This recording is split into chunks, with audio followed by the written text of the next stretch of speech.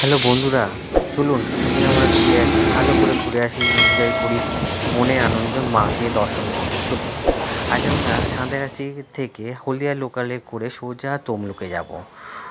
তমলুক থেকে আমরা টোটো করে মাত্র 20 টাকায় 20 টাকা ভাড়া।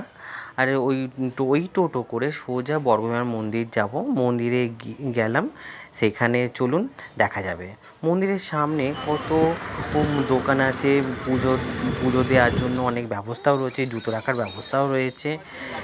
মায়ের ভোগ এখন আমরা ভোগ এখান হয় থেকে ডালা দুপুর কিনলাম। 1:30টার সময়। এবার পুজোর আমরা মন্দিরে সেই যাব। ভোগ প্রসাদও গ্রহণ করব।